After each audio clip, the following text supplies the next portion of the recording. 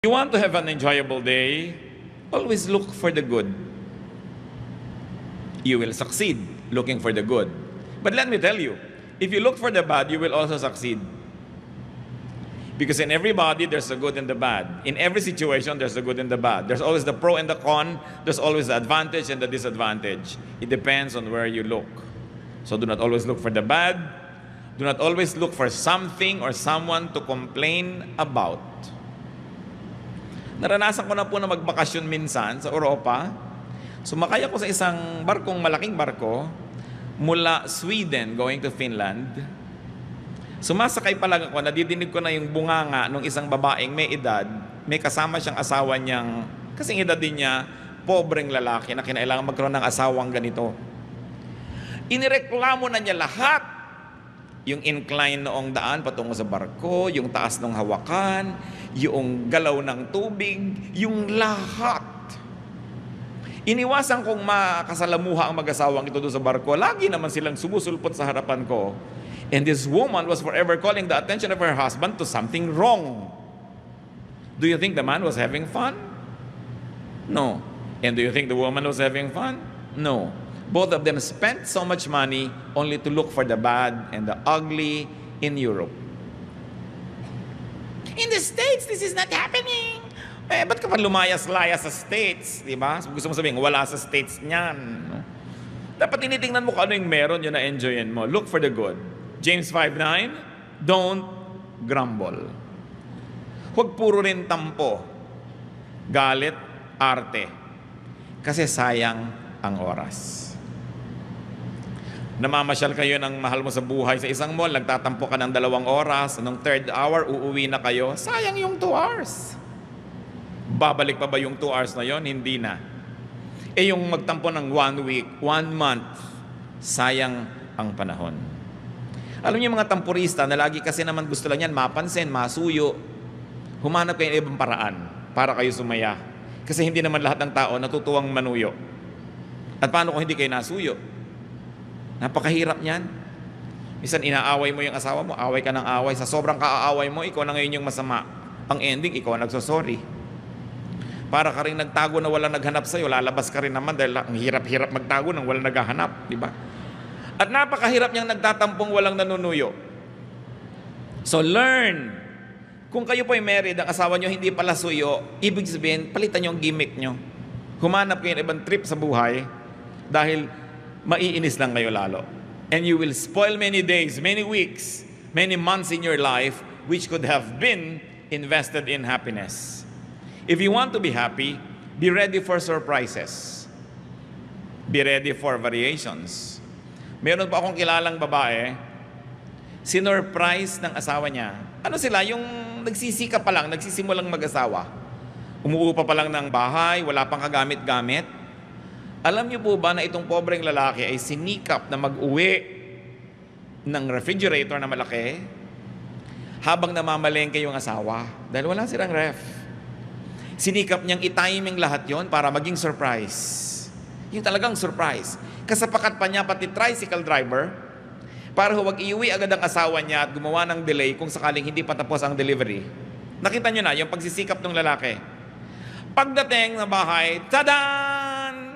Alam niyo sabi ng babae, bibili ka lang pala ng rep, di ka nagtanong, ayoko ng kulay na yan. Kung kayo yung lalaki, ano gagawin niyo? Either i-freeze niyo siya, o ihahataw niyo sa kanya yung buong ref. Alam niyo, hindi lang yun ang nangyari. Ibibili siya ng mga damit, biglang, naku, hindi ganyan ang gusto kong cut. Laging may reklamo. Alam niyo ngayon, hindi na siya ibinibili. In fact, hindi na siya inuuwi. Totoo yun. Nagsawa na. Mano ba namang masurpresa ka? Hindi kasi yun ang iyong inaasahan. You know, do not spoil something unexpected. Hindi yun ang inaasahan mo, hindi na yun ang dapat mong ipagbunyi. Meron pa pong isang tao nagregalo ng isang gadget sa isang kaibigan. Ine-expect niya talagang surprise, matutuwa. Ang nabasa sa mukha nung binuksan ng regalo, disappointment. Kasi iba ang ine-expect niya. Huwag kayong expect ng expect. But expect to be surprised. then you'll be happier. Pag lagi ang inaasahan nyo, may script ang buhay, may specification ang darating na regalo, may script ang sasabihin ng mahal nyo sa buhay, mabibigo kayo lagi. Kung minsan may nag-aaway, hindi naman balak talaga mag-away. May sinasabi ka lang para mapasabi mo lang siya ng gusto mong marinig. Hindi yun ang narinig mo. Nagalit ka na ng totoo, nag-away-away na kayo. Don't always box in yourself. And don't put everything in a box. Be ready to be surprised.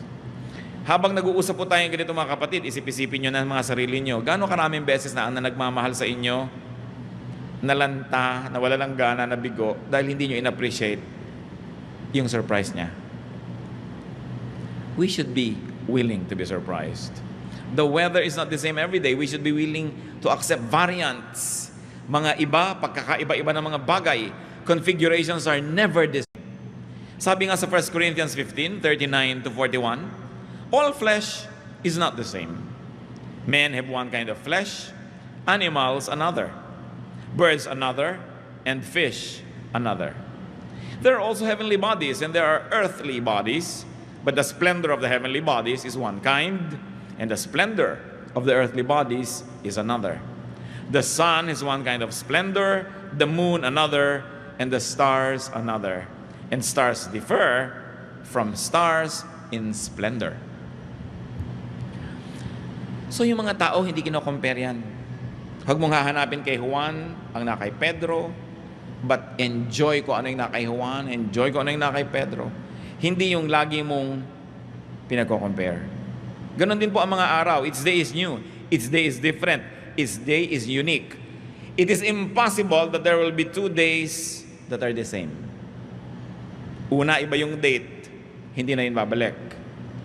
Iba yung posisyon ng araw, iba yung temperature, iba yung moisture, hindi yan pare-pareho.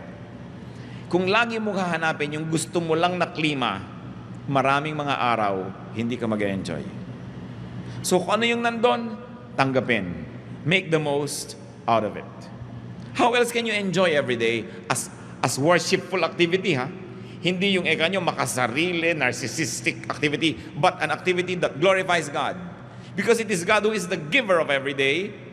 The only way to thank God is to enjoy that day. To learn from it, to be blessed by it. Be ready to enjoy physically,